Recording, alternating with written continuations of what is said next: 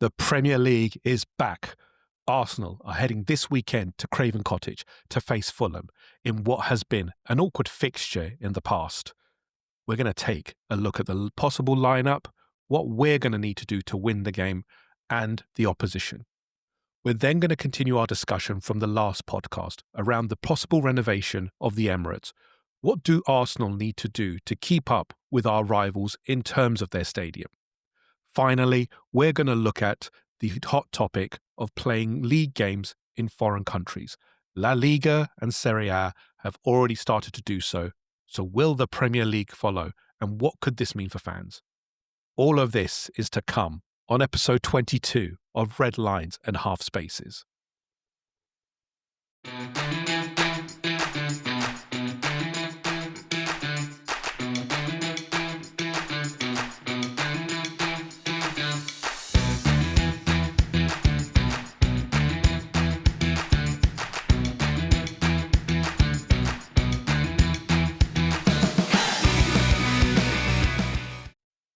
Welcome to episode 22 of Red Lines Half Spaces.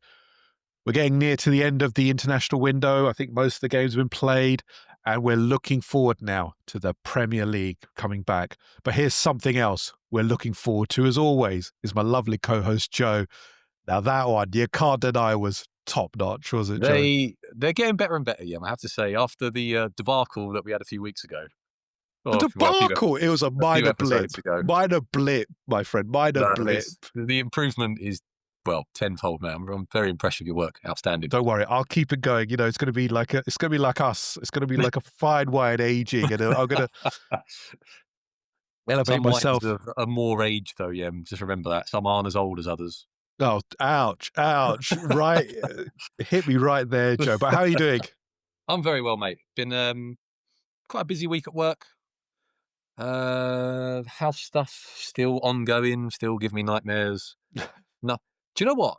Just on a side note of this, considering how much money people pay for properties, I think it's an absolute scandal how long-winded this process is. Oh, honestly, it blows my mind. But I cannot believe the amount of paperwork and the amount of phone calls. How archaic it is, isn't it? Mad, mate. Considering how much money you're handing over. I just think it is nuts for anyone who's moved house. My hat's off to you. If anyone has moved house or plans to move house, just be prepared that it is long, arduous, a lot of form filling, and it feels like it takes forever for responses from anything. But very repetitive as well. I find it's like you have to do the same thing over and over again. It is, my friend. But anyway, how are you, mate? Are you well? Yeah, I'm okay, mate. Just a bit busy, family stuff as usual, but. Yeah, I'm looking forward to the Premier League returning. I didn't even watch the game yesterday. I didn't even realise that England were playing. I only realised when someone tweeted it out on X. And I was like, oh my God, are England playing? Because I thought it would be Wednesday or something like that. But no, obviously England won yesterday quite handsomely, 5-0. Did you catch any of the game, Joe? No, yeah. You're well aware of my feeling on the international break. I use it as my chance to kind of escape from football because Arsenal give me enough stress as it is. So during the international break, I like to just get away, watch other things. Football, I kind of ignore it. I keep an eye on Twitter, obviously, for the injury updates and that, which seem quite positive. Not heard anything yet, but yeah, otherwise, mate, football goes on the back burner for me during the international break just to kind of decompress a bit. Ready to go for the next set of fixtures. Yeah, I mean, obviously we can cover just a little bit about our boys. So obviously Declan Rice, Bukayo Saka all started the game, and I think Miles Lewis-Skelly started last night, did very well. I think Bukayo Saka got an assist as well. So all in all, in terms of those three, I think it's gone very well. But also as well, obviously Emirates Eze came on and scored a goal as well, which is much needed. I mean, again, it's going to be a key period for Eze because Martin Odegaard we know is out now for a period, and Eze will have to go into that creative area, you feel, because he's done it already. So how would you assess, obviously you didn't watch the game, but for Eze especially, this is a big period, isn't it, coming up? Because obviously he's done pretty well, actually, all things considered. He's got his first goal, got a couple of assists, and really looked really good in terms of creating opportunities for Arsenal. But it's going to be a key period now, isn't it, with we're on top of the Premier League, as we know, but these next games, as we've talked about in our previous podcast, are very key now to us cementing our position in the league, isn't it, Joe? Yeah, I think with the fixtures coming up, I think they're favourable, if you like. So they're games in which, if Eze was still at Palace, I'd be kind of expecting him to sort of make something happen for Palace. So the fact he's now in an Arsenal team with a lot better players around him, I would like to see him contribute with some G's and A's coming up. I want to see him obviously play well, which he has been doing. But in the next sort of run of fixtures, I think he's there now where, okay, let's start getting some goals. Let's get some assists. If he can come out of the next sort of run of fixtures up to the next international break with a couple of goals, a couple of assists, I think he'll have had a good few games. So yeah, really looking forward to seeing him in that number 10 role as well. I think it was good that he got that goal last night just for a bit of a confidence boost coming back. Um, and yeah, I'd expect to see him in that number 10 position now going forward instead of Odegaard, obviously with him Yeah. being injured. Yeah, and I think for the rest of the boys, it was pretty much job done as usual.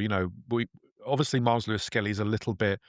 It's a little bit different this season because obviously he's not getting as much game time, but he will. I mean, he will get game time. Did he I get think. did he get 90 minutes last night? I think he got.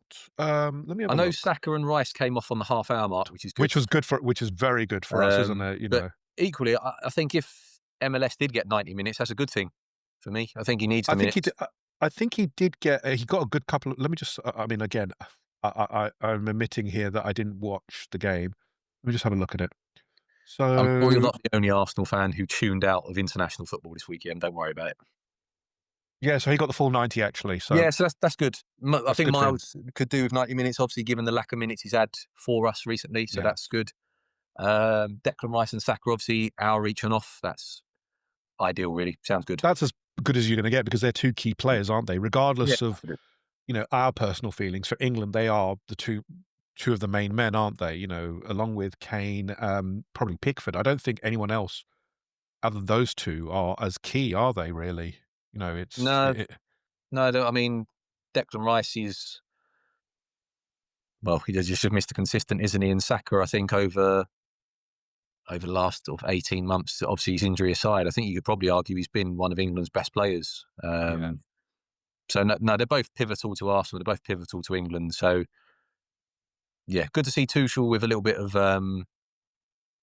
squad management in mind, keeping players obviously Latvia away. You don't need Declan Rice and Saka playing 90 minutes in that game. So no. no, that's good to see.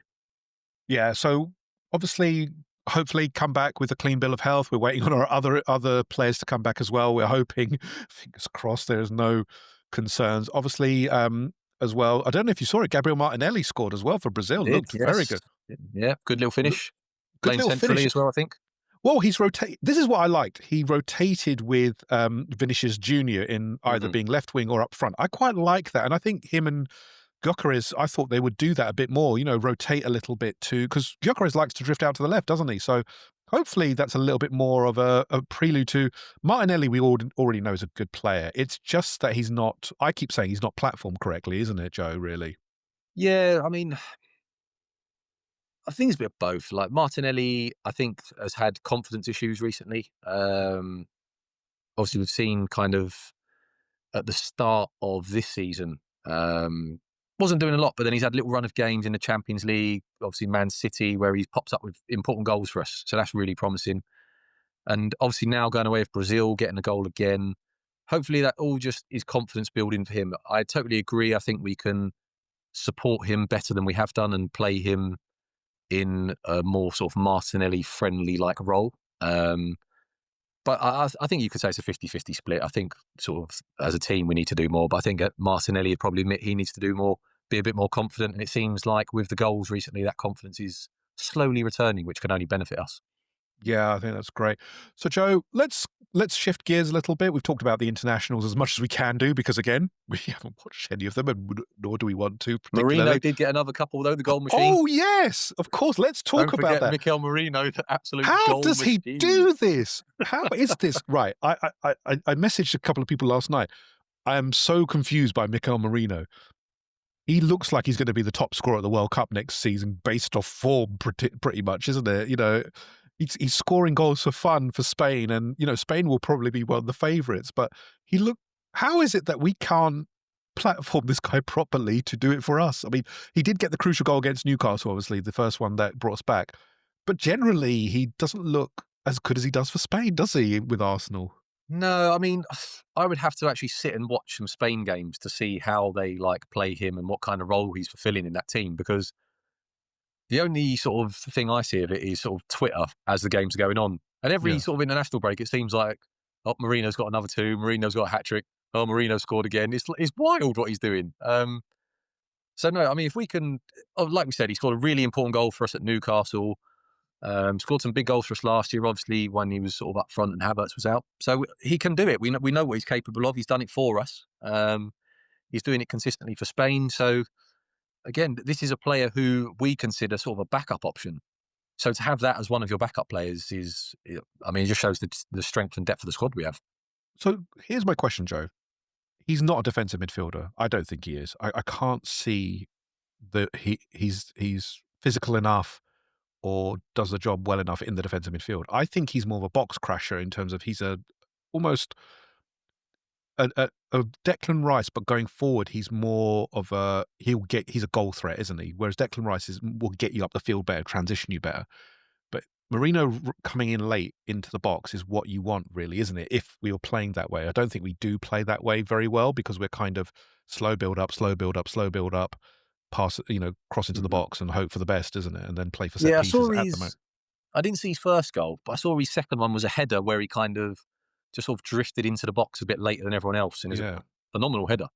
Um, so yeah, man, like I said, I think he is that. He's not a number 10. He's not sort of a sitting player. He's just kind of almost like an old school midfielder. Where he just kind of plays in the middle of the pitch and just arrives in the box late and gets on the end of things. Like he's almost like a bit of a throwback away from like a lot of teams. Obviously these days play three in midfield, but I can imagine him playing in a two, just with someone sort of like back in the 90s when you had Yeah, sort of you like a have Vieira and someone a hold Fatigue it. and Yeah. sort of like that, and Keane and Scholes and players like that. Like you can imagine him playing alongside someone as more like the more attacking option, if you like. But no, he's a brilliant player, mate. And I'm not considering not long ago we was looking at players like Mohamed El Neni. No respect to Mohamed El Neni, but that was our backup choice in midfield. And we've Yeah. now got someone who scores goals for fun for Spain and is just tearing it up. So yeah, absolutely, it's a problem that Mikel Arteta's got, but what a lovely problem to have. Yeah, because he's a threat. He is a goal threat. Even if you bring him on, I think when he starts, it doesn't come through quite as well. But when he comes off the bench, it's like Trossard for me personally. Mm. When he comes off the bench, he looks much more dangerous because he can find the spaces, and teams aren't ready for his heading ability, especially in the box. So yeah, hopefully we can get more out of Mikel Merino. Joe, I wanted to just expand upon a thread that we talked about in the last podcast with James, and that's the stadium. Obviously, we are looking at the expansion or the renovation slash expansion of the Emirates, and it's obviously not without concerns. Looking at our rivals, Tottenham have built their new stadium, been lauded as one of the best in Europe. Real Madrid have gone through their renovation. It looks fabulous as well. And you've talked about, obviously, we need these extra events, activities, initiatives to really keep our revenues going, because it's a tough world. We're not backed by the Kroenkes to the degree that the Saudi, the Abu Dhabi Mm. um, family back Man City, or you know those kind of entities. What needs to happen in this renovation for you, really, apart from expansion of the seats, of the general seats? Is that all we need to do, or are we looking at completely tearing the current structure of the facilities inside? Because again, to your point, Joe, it's a bit of a problem, isn't it, when people are going to purchase food, drink? It feels like it's not agile enough, but it's not efficient enough when you get there. There's massive queues at halftime, and there's always some kind of problem and slowness of delivery, all these kind of things. What needs to happen to really elevate us into that premier? And we are nearly there, a premier location for games, sport, initiatives, all of those kind of things, Joe.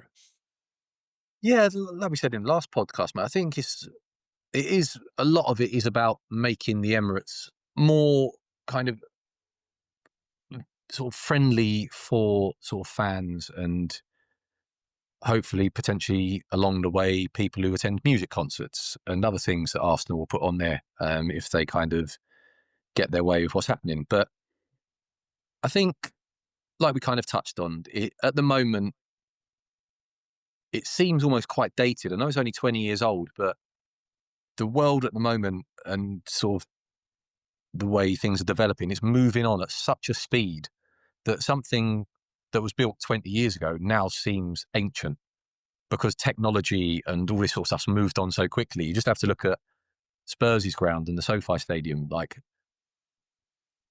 there's not that much time difference between when they were built when the Arsenal Stadium was built. But you just to look at them, you think, wow, the Arsenal Stadium must have been built 50 years before that, just because there's such a difference in sort of how they look and how they're ran with the facilities and whatnot. So I think Arsenal are looking, by the sounds of it, to increase capacity. It will be difficult given the location, obviously having mainline trains running through and got the Piccadilly line running past there as well. So we're in a bit of a tricky spot. But I saw that was it Benfica have got the Mm. same sort of the Yeah, same they team have. built their stadium, and they've recently been doing some stuff there, and I think they went down to add an extra about 3,000 seats, I think it was roughly. So that's something potentially Arsenal may look at. So I've seen they're talking about making the stands steeper, um, making the seats smaller, just and then that can increase capacity without having to sort of knock the building down and rebuild it. You can increase capacity by Yeah. not making too many changes. I did read a like an engineer's thing online. It was saying that basically Arsenal have to take the roof off, whatever they do. The roof has to come off because if they do go for like the steeper Yeah, they have to stands, adjust it. yeah, that's going to have to come off. So I can only imagine how difficult that's going to be in that part of London. But no, it's promising from Arsenal. I think it's good to see that they're thinking of this and thinking, okay, we can definitely be better in this field. And like we said during the week, I think that's why they've brought in. Sorry, his name escapes me. The new guy on the Mally, board. Yeah, Mally, he's a real estate. He's the yeah, one who worked on the SoFi Stadium, and the SoFi yeah. Stadium is an amazing stadium, isn't it? You just look at it, you go, "Wow, Yeah, that so is." to have that level of expertise, that's obviously not a coincidence. He's been brought in because Arsenal are clearly looking at this. Um, so yeah, it's definitely an area where we can improve, and it's good to see the club looking at that. Um, the only thing that worries me, yeah, and I'll be interested to get your thoughts on this, is obviously the last time we moved stadium, we had arguably the best team we've ever had, and now we're at a stage where we've got the best team we've had for a long, long time. Are you concerned that this could be sort of history repeating itself? And with obviously this amazing team we've got, if we go on and go to do good things this year, are we then going to have like the financial struggles and we'll have to start selling players again and all that sort of thing? So I'm not sure how willing fans would be to go back to the years of top four as a trophy and go through all that again so soon after doing it. Obviously, not that long ago. It depends a lot on the Kroenkes and how they Mm. structure this deal, because obviously stadium costs are not factored into your financial fair play. That's infrastructure, and I think that's completely Okay, separated, which is a good thing. that's interesting. I didn't know that. Yeah, it's gonna come down to how we, you know, finance this and how we bankroll it through the Kroenkes, because the Kroenkes are the ones who are gonna have to do this, and they've got the experience, obviously. There's a couple of caveats in terms of differences between the SoFi Stadium and this one. SoFi Stadium, there was a lot of financial help from the state effectively, Right. whereas for us, Islington are not gonna help us. It's not like Hackney, where, Hackney helped Tottenham to build the stadium. I think they gave a lot of grants. Islington are not that. They have not been as helpful. They don't. In fact, it's been more of a struggle with Mm, Islington generally, because they've wanted this condition, this condition. So, for example, when we built the Emirates, they wanted the Ashburton Grove site obviously to be cleared out for a refuse facility, which I think it is now. I think there's also a concern around the Arsenal stadium itself in that can it handle the uprated amount of people because it's not great in terms of getting there. It's better than Tottenham's, for example, because to get there you have to walk like a 2-mile walk from Yeah, Seven I Sisters. you know what? Genuinely, I think obviously we've been fortunate enough to go to quite a few stadiums, and Yeah. sort of watch the Arsenal. I don't know whether I'm being a bit biased here, but I genuinely think Arsenal is one of the easiest stadiums to kind of get to and from. I know there's obviously big crowds, but the thing is, there's so many options all within sort of a 15-minute walk. You've got Highbury Islington Station, you've got Arsenal Station, you've got Finsbury Park Station for all kind of getting away. And then obviously to get to the game, people can go to Drayton Park up to a certain time. You've got Holloway Road up to a certain time. I don't think there's many other stadiums where you could say there's kind of 5 stations all within a 15, 20-minute walk. So and generally, obviously, you're so close to King's Cross as well. We got bus links. I think genuinely the links there are really good compared to other stadiums. So I'd find it a bit strange that people are kind of worried about that because I think I don't that think it's a it's done worry. I by don't think it's a. sprint. I don't think it's a worry because I agree with you. I think we've got the best links that I've seen. If I take Brighton's stadium for example, it's a nightmare to get to because you have to park and get a bus, and that bus is Mm, only running like every 20 minutes. So if you've got like 30,000 fans coming, that's a nightmare. And I've seen other ones. We've been to Wigan for example. That's next to a shopping centre, so you've got to do that. Even the London Stadium, like the London Stadium is well positioned. But getting out of there is an absolute nightmare if mm, you've parked up, and if even walking back, it's like a good 20-minute walk from the station to the from the stadium to the station. So there are concerns. Whereas, as you said, we've got 3 or 4 stations that are open regularly, and then obviously you've got more that are open just beforehand if you come in early, grab a mm, food, and also the facilities around there are excellent. You've got lots of shops, lots of. mm, I think it's about if we expand the stadium, do we do we have this does it have the transport capacity to update appropriately? You've got if you say mm, 80,000 people, I'm not saying that's what it's gonna be. 80,000 people come in. Arsenal Station, I think, would have a problem then because it's already a struggle. It's already, I think, at its bursting point. So I think you need to do that, and that's a lot of work. So I think there are underlying infrastructure concerns mm, around updating stadium. As well as that, you've got a lot of flats nearby as well. We've some of them are our own, some of them are not. So there are a number of concerns, but again, this is why you've got the expertise of someone like Mally on the board to work through those, work with Islington. I think it's different from when we built the Emirates because we've got more leverage. We're bringing more revenue to Islington. mm. So do they want to lose that? I doubt that. But anyway, Joe, let's move on. I think we've talked enough about the same. Let's talk a little bit about a topic that's come up um, that maybe is indirectly related to us historically, but obviously is a concern. And that's the playing of league fixtures in foreign countries. I'm going to preface this.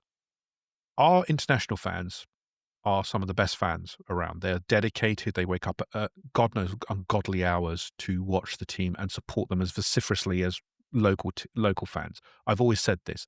I have nothing but respect for our international fans. I've seen it directly up close when I go back to Bangladesh, and I've watched it with my cousins, and they're just as mad as I am about Arsenal. Mm,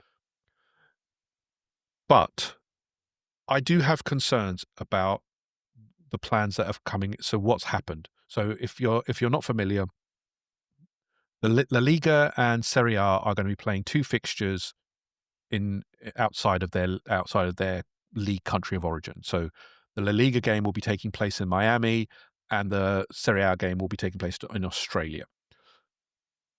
This is kind of prefaced by the attempted Super League coup a couple of years ago, Joe, and it scares me a little bit back to then because remember that came out of nowhere and it took us by surprise, and we were not no fan was happy, and obviously it got turned around, which was fantastic fan power.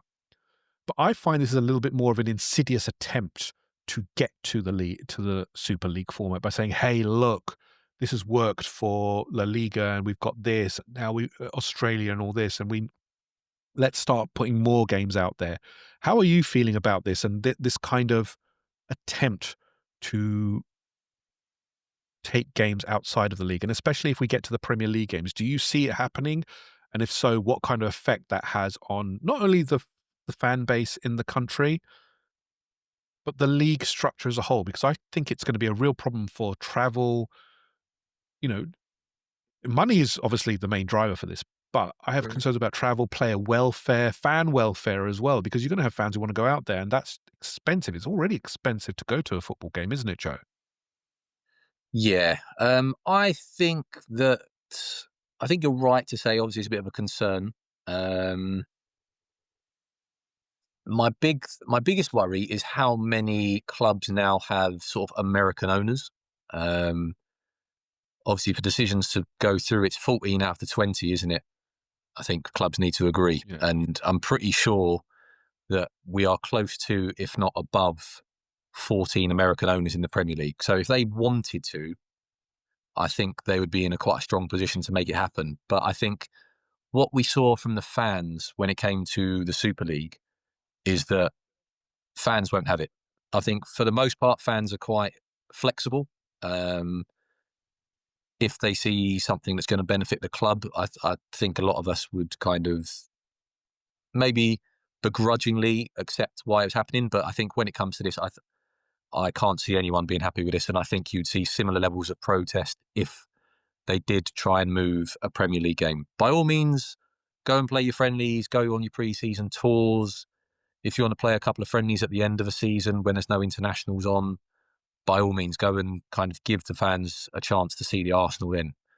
But you don't move a Premier League game away from our home stadium. Even I mean, even like kind of linking in the talk about the stadium development, we're even a bit skeptical about moving to Wembley, and that's a couple of miles away. So no one's going to accept taking a game hundreds and hundreds of miles away. I think this is mainly a way for La Liga and Serie A to kind of try and earn a bit more money because obviously the Premier League. I think the rough estimate of total revenues was between about 7 to 9 billion euros. That is for the Premier League. La Liga and Serie A are both around 4 billion, so it's half of what the Yeah. Premier League earns. So I think that's a big push behind it. I think they know that they're kind of being trounced by the Premier League in terms of revenues, and they're looking at ways to try and catch up if you can. For me personally, this is a terrible way to do it. I can't imagine the fans in Spain are going to be and Italy are going to be happy with this. You pay an awful lot of money for a season ticket. So how's that going to work? Are you going to be reimbursed for that game? Are you going to be expected to go? Obviously, Arsenal say if you don't use a certain amount of credits, your season tickets gets taken off you. Would it take into account this game? Would that be one that straight away you can't go to and you lose a credit? It's all things to take into account. But for the moment, I don't see this happening in England. I don't think that fans would allow it to happen. I think there'd be too much backlash. And club owners have already seen how strong the fans can be when it comes to the Super League. So, yeah, for me at the moment, I think it's a bit of a non-starter, but Arsenal have to play Premier League games at the Emirates Stadium in North London. That's just how it is. Yeah, I agree. I'm firmly against these kind of foreign games. I know the NFL have done it. I think the NFL is structured very differently. Mm. It doesn't have the same tribalism. It doesn't feel like that we get in football. In this, it's deeply rooted in the community as well. It's not, we see NFL teams moving, on a whim almost, in some cases. Mm. But I don't think you can do that with a football club. They're very rooted in where they are. Look what happened with Milton, with Wimbledon when it moved. It got so vociferous it split into another club, didn't it? I just can't see football being done in the same way. Part of the appeal of the Premier League is not being on foreign soil. It's the competitiveness that every week is a competitive game. You've got the best players. Why are the best players here? Because it's the best league. That it's not about, oh, we're playing in a foreign country and we're doing this. I know you want to appeal to international fans, but I think international fans are also very smart and they'll say, yeah, we get to see this, but it's a terrible game. It's Barcelona versus Villarreal. Who wants to watch that? If you're a Barcelona fan, you want to see the biggest games, and that's not going to happen. That will be in country. You want to see you see the El Clasico or Atletico Madrid. So I think international fans are smarter than that. You'll certainly get a good stadium turnout, but will it be as good as what expected? No. Look what happened in America. In America, the Club World Cup didn't really do as well as what FIFA thought it would do, wouldn't did it? It was No, I I mean know they that was giving away tickets in the end, weren't they? exactly. I just think that fans are very smart. They're still Mm. they will support their teams wherever they go. And yes, we want to bring the experience to them, and friendlies do that. The tours are actually even better because at least the tours are a congregated amount of games with bits and pieces in between. They go and see the fans. They go and do this. If they're playing a Premier League game, they're going to not be there for 3 to 4 days. They're going to be there for a day, get out and get back, and then they're going to be more tired. So why do you do that? It's much more relaxed, and then the fans feel much more interactive. Look what happened in Singapore this year and in the Far East. It felt like a much more fan zone friendly kind of experience because they got to experience the team for a couple of days in the area. Just feels like it would be too rushed and too much about one game and nothing else with rather than a tour. So I'm firmly against it. Um, Joe, let's get to the real meat and potatoes of this, and that's the return of the Premier League this Hallelujah. weekend. We've I made it. know Well we've done, made it everybody. through. We've Everyone. survived another international break, and it's time to talk Premier League. Exactly, Joe. We've waited for it for a while, and we need to get it back as soon as possible because it's internationals. So boring. This weekend we go to Fulham away, Craven Cottage by the Thames. Lovely day out. Always, if you're lucky enough to go by boat to Fulham, good luck because it gets dicey there. It gets dicey on the boats. I'm telling you, having been on it before, but it's a lovely experience. Joe, let's preface this a little bit. Fulham, Craven Cottage has been a very awkward place to go to in the last couple of years, hasn't it? I am not particularly. I wouldn't say excited. I am slightly worried about this because, again, Fulham are going actually very well. They haven't spent much, and Marcus Silva's had very little to work with in terms of squad depth, but they are a very good squad, very powerful, robust defence, good keeper in Bert Leno, who we know very well, and some surprising good attacking players. Iwobi's doing really well. Raul Jimenez has started to come back on form. You've got, ESR who comes on. And as well, you've got Josh King, who looks very good as a very good player. So, Joe, how are you feeling before this game? Because obviously this is the run that we've talked about, that these 5 games in the Premier League coming up are against what we call not lesser teams, but teams that we should be winning against. And obviously last year we drew 1-1 with Fulham at Craven Cottage. And we were on top by a long way. But they just sucker punched us. And they are capable of the sucker punch as well, which is, let's make sure we get that clear. They are capable of the sucker punch. So how are you feeling going into this game, Joe? Similar to West Ham. I remember we'd done the preview of that. I said that it should be the sort of game that we skip into very confident, think, yeah, we can control this game, we can get a few goals, and we'll be out of there. But obviously, the last few trips to Fulham have been very similar to the last few trips that West Ham have made to the Emirates. So we go in with let's say we've got a little bit of a scar, shall we, from the last couple of games, which hopefully, if anything to go by this season, we can use as a positive. Because we've righted a few of the wrongs from last year in the last few games, Newcastle and West Ham. So going into Fulham, yes, they've done quite well. Obviously, they drew with City 1-1 and lost to Chelsea. They beat Leeds 1-0, beat Brentford 3-1, but then have lost to Villa and Bournemouth, both 3-1 losses. So, but Craven Cottage, Joe, very, very good record, isn't it? They haven't been beaten yet this season. Yeah, got a good record at home, but we're very fucking good, Yem. Sorry, I've done it again. I've given you work. I'm really sorry. Joe! Sorry. Kids can't listen now. What is this? Second time this week, you'll have to put the bleeper on it. I'm sorry. But we are a very good team. So, no, I mean, I would expect us, like we kind of said on the podcast with James at the start of the week, I would expect us now over these next few fixtures to really flex our muscles, show off the squad depth we have, show the quality we now have. I know Odegaard's out, but touch wood at the moment, it doesn't sound like there's too many other injuries. God willing, everyone obviously makes it back from internationals fit.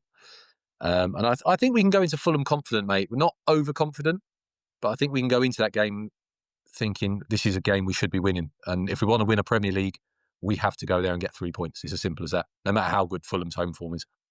Yeah, no, 3 points is a must. We've talked about this. This is now the period where we have to take advantage. This weekend, Liverpool play Man United. Look, Man United are in terrible form, but I always think that game is effectively a derby, and it's so hard to predict how that will go because Man United are up for it, and when Man United are up for it, like they were against us, they tend to be pretty decent. But Joe, you're right. Look, we should be looking to win this game and flex our muscles around. Look, we are title contenders, but it's not going to be easy. Let's just dive into some of the player related issues. Our injuries. Martin Odegaard is out. That's absolutely certain now. Kai Havertz is still out, I believe. We are waiting on news about Pierre Nketiah if he's going to make it for this game. But hopefully, the noises were that he should be fit roundabout now. He may make the bench. Let's have a look. So That was let's the look talk at it. before the international break, wasn't it? They said he'd be back after the internationals. So Yeah. So look, he may be on the bench. Declan Rice should be fine because he's played in the midweek and he looked okay. Kai Havertz still out, probably November-ish before he comes back. Martin Odegaard certainly out. Jesus is certainly out. Other than that, Joe, hopefully we've got a clean bill of health, it sounds like. How are you lining up for this game? Let's start with the goalkeeper. That's an obvious one. David Raya will start. There's no yeah, centre back. So let's look at the back four. I'm gonna stick with what's already working. Why are you going to change it? Ricardo Calafiori, Gabriel Magalhaes, William Saliba, you're in Timber. Anything different for you? no, that's what I'd go for, mate. I know Gabriel's obviously and Martinelli. They've both been. I think was it in Japan they played. Japan, but that was on Monday. That was on Monday, wasn't it? So yeah, it's still a long old trip, and I don't think either of them played a full night. And I think Gabriel might have actually been rested for the second game. he was rested for that game, wasn't he? Yeah. So it's a long journey, but I think with the proper recovery, which he'll get when he returns, I think he should be ready to go. Obviously, Mosquera is there if needed, but I would, like you said, mate, I'd be more than happy to go with the back four that have been, well, the back five, sorry, that have been outstanding so far this season. That's a good question, Joe, because we have to caveat this with that we've got a midweek game against a very strong opponent in Atletico Madrid. So maybe that will factor into Arteta's thinking that he may go Mosquera just because, and maybe he may go with Ben White or Lewis Skelly as well, just because we have got, Atletico Madrid in the midweek. It's not like we can take them lightly. They are a very good team this year. So no, I think the route I'd rather see us go down is get the game won and then get people off rather than rotate and having to kind of save the game, if you like. So let's go there with our strongest 11 off the back of the international. We kind of start afresh now. This is almost look at it as like the first game, if you want. So let's go there with our strongest team. Let's try and get the game won. And if on the hour, 65, 70 minutes, you can start then a bit of rotation, resting some legs, go down that route rather than having to try and save a game at 60 minutes and loading players on and all that sort of stuff. Yeah, fair enough. And then if we look at the midfield, for me, it's got to be Zubimendi, Rice, Emirates, Eze. Do you agree with that, Joe? Yeah, that's what I'd go for, mate. I think Rice and Zubimendi against West Ham were fantastic. I think they've both have been fantastic for us so far this season. Best midfield pairing in the league for you? It's definitely got the potential to be that. Want to see him do it over a few more games. Obviously, we've only had 6 or 7 games, very sort of small sample size. But I think if we're going to go on and achieve what we want to achieve this year, I think a big part will be down to that sort of the midfield pair, if you like. And they've got all the potential to do it because they've got all the attributes. So no, I think they can be, but I'd want to see it over a longer kind of a longer sample size, if you like. But then, yeah, for me, Wanyeri's been good. Don't get me wrong, but I'd be looking to start Eze because I think with Odegaard out for obviously around a month or whatever it will be, I think you'd look for Eze to start the majority of them games, and maybe Ethan can come on to give Eze a rest. And that's how I'd be looking to play that one.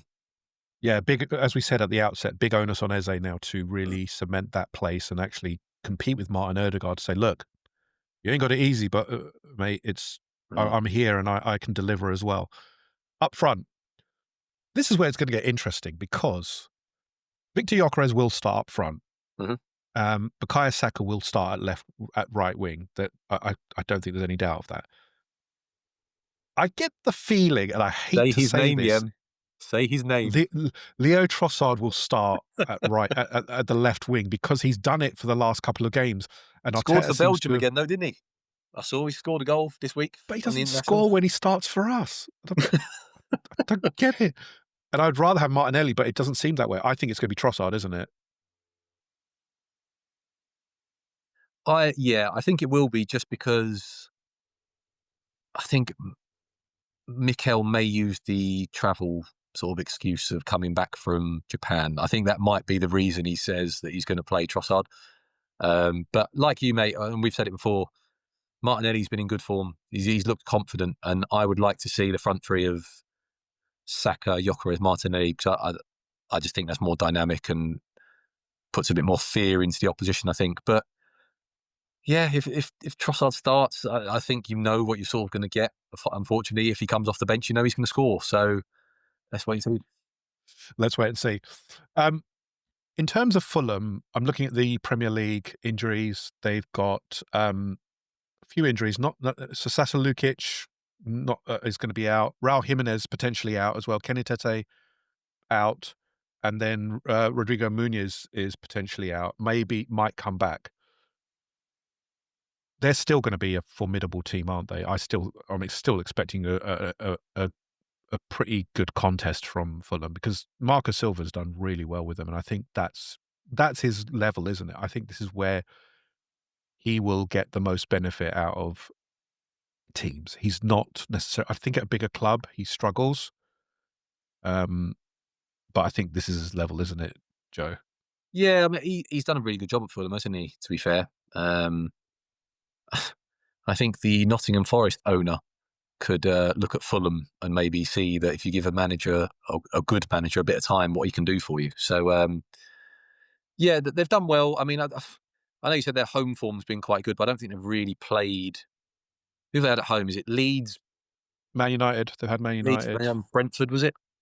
Yeah, and to be fair, Man United actually gave them a game. They were actually the better team, and Yeah. So I mean, they're strong at home, but again, mate, I just think that if you look at the players we have, the squad depth, the lineup we can put out, Fulham may be good at home, but we should have too much for them, shouldn't we? I know football's a complicated game, but let's try and look at it simply. We have the better players, we have the better squad. We should be able to go there and get a favourable result. it's just as But simple as that, isn't it, Joe? It's as simple as that. Better let's not- team, better players, get Football. them Who out. was it that said football's a simple game made complicated by idiots? Let's not be idiots. Let's just go with it simply. Arsenal have the better team. We've been in good form. Like obviously we went away to Anfield, played really well. Yeah, No, we lost the game, but we put in a solid performance there yeah, against last year's champions. We went away to Newcastle. Obviously, very difficult game, but again, played really well. yeah. Got the 3 points there, and we just were really outstanding in that game. I thought that was really good. Who was the other away game that we had? I can't think off the top of my head. Would have been a victory somewhere, Man wouldn't it? United, Man United. Oh, well, yeah, that game was a terrible game, but we still got the win. So, yeah, Yeah, but that's proven again that it doesn't matter if you have a terrible game. We still have to win, don't we? You know, yeah, look, exactly. Our away form's good, mate. We're if anything, I think that we're better away from home than we are at home most of the time.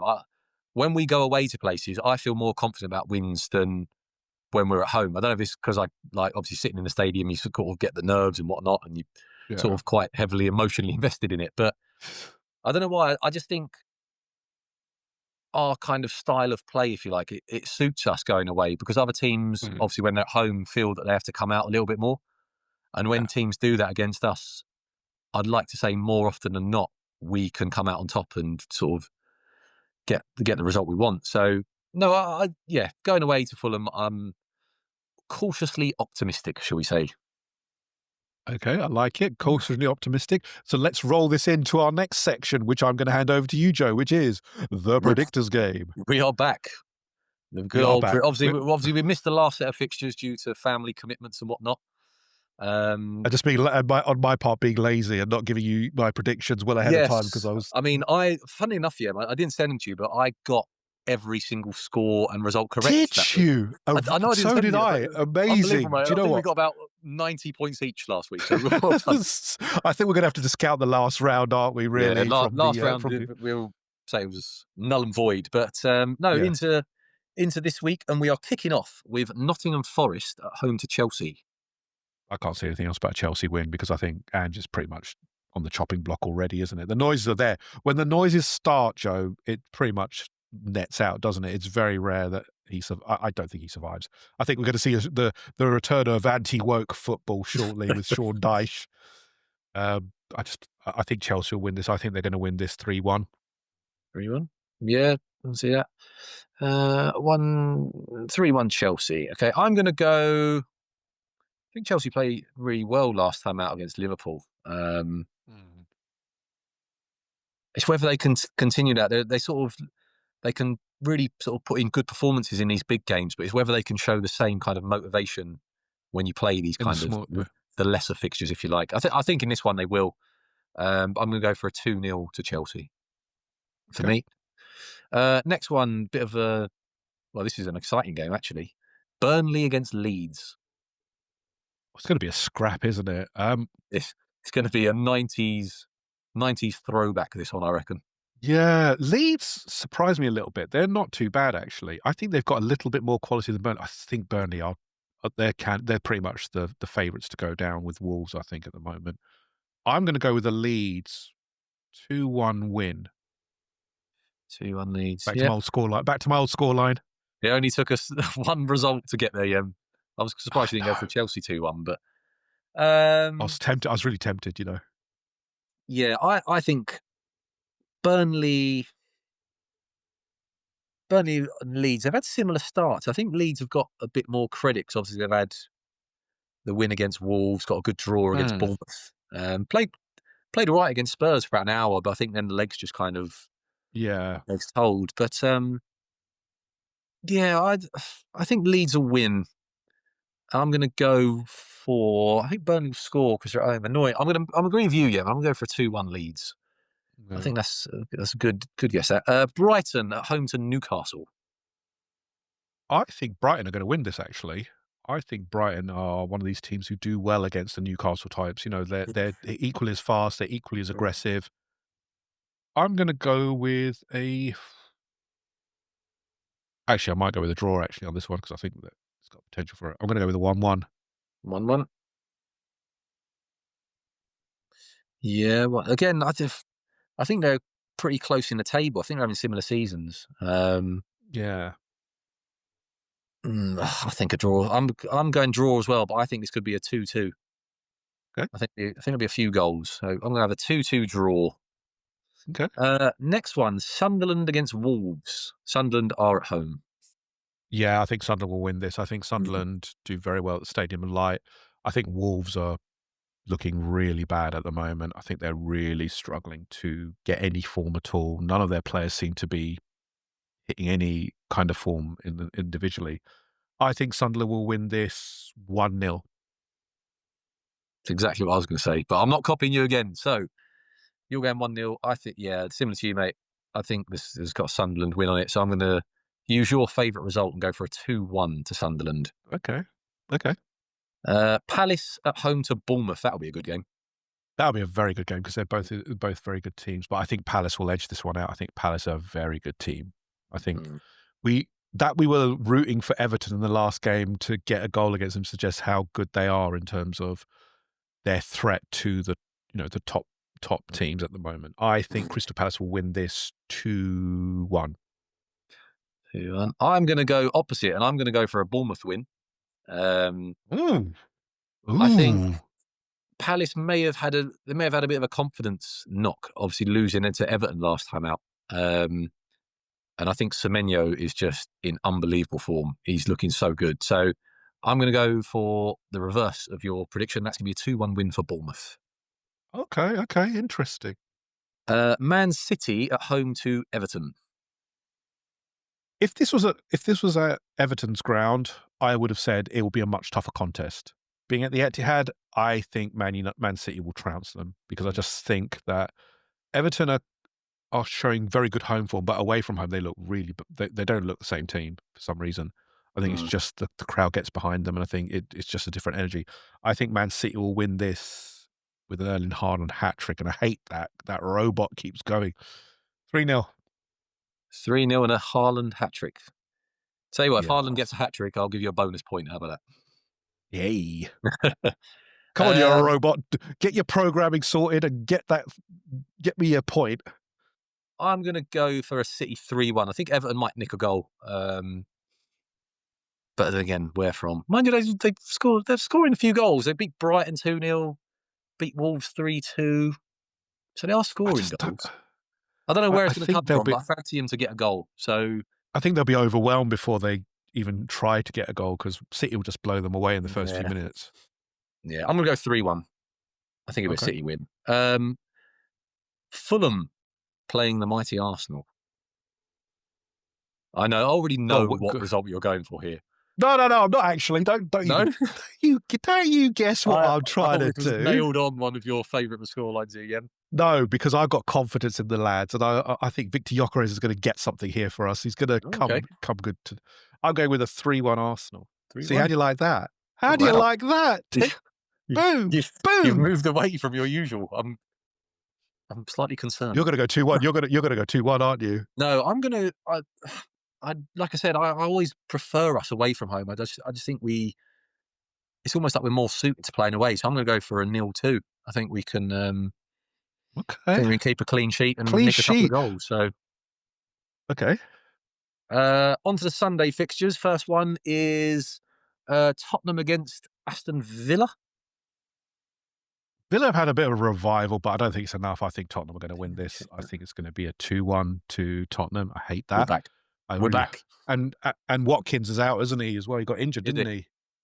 He collided with the post, apparently, on England. Oh, did he? That's not great. Like concussion or? I think it was the other way around, if you get my meaning. Say no more. Moving swiftly on, because we've already got some some questionable language on this programme. Tottenham against Villa. Last year, I would have said this could be like a 2-2 game, but I think Villa have been really poor so far this year. Yeah. I'm going to go, I think, a 2-0 Spurs. I think Thomas Frank's a good manager. I think he's got them playing a lot better. Liverpool against United at Anfield. If I've just realised it's at Anfield.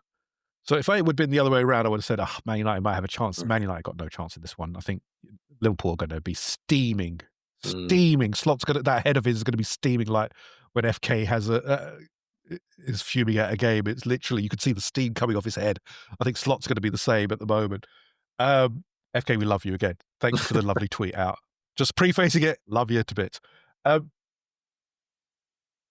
Yeah, I think Liverpool are going to turn Man United over quite easily.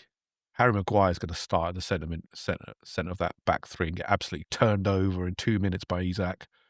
I am going to go with a 3-1 to Liverpool. Liverpool have been struggling form-wise, haven't they? They lost the last two? And Man United aren't exactly. Man United, exactly. It's at Anfield as well. Yeah. The only thing as well, I'm going to caveat this with is the injury situation. Ryan Gravenberch obviously went off. Wataru Endo is out at the moment, so that represents a bit of a dilemma because without Gravenberch, they look a very different team in terms of their midfield. Because obviously, then you've got McAllister and maybe Szoboszlai in the midfield, which is not that defensively minded, but still should be serviceable against Man United. Yeah, it's a tricky one, this, because both teams are a bit Jekyll and Hyde at the moment. I think it'll be a Liverpool win. But how many? The weird thing is, this could equally likely be a 2-1 or a 6-0, which I find bizarre. So I'm going to go bold. I'm going to go for it. I'm going to say 4-0 Liverpool. 4-0? I thought you were going to go with Man United winning. Jeez. And the final game of the weekend is West Ham at home to Brentford. Ooh. If this had been Graham Potter, I would have said West Ham are definitely about to lose this one. I think it's going to be a draw. I'm going to go with a 1-1 because I still think Nuno is still getting his his methods over. But I think Yeah, West Ham will look a lot more solid now. 1-1. 1-1 for me. Cool. Yeah, I'm going to go for a 2-1 win for Brentford. I think they've just got more about them than West Ham, to be honest. So yeah, Ooh, 2-1, okay. 2-1 Brentford. Have you locked those in though, Joe? You know, They're the locked in, ready supercomputer's to go. calculated? The supercomputer is all set. We are all ready to go for another weekend of Barclays Premier League action. Perfect. Thank you very much, Joe. Appreciate that. And thank you to everybody who's listening. If you do like our content, please do make sure you subscribe on your favorite audio platform, Apple, Spotify, Amazon. Check out the YouTube page. Check out our TikTok as well. We've got TikTok as well. Um, but again, Fulham away this weekend for the Arsenal. Hopefully get those 3 points. We'll do hopefully a post-match review afterwards, Joe, to celebrate, hopefully. And then let's see how we go. But thank you for the moment. Thank you to everyone listening, and we'll catch you on the next one of Red Lines, Half Spaces. Bye for now.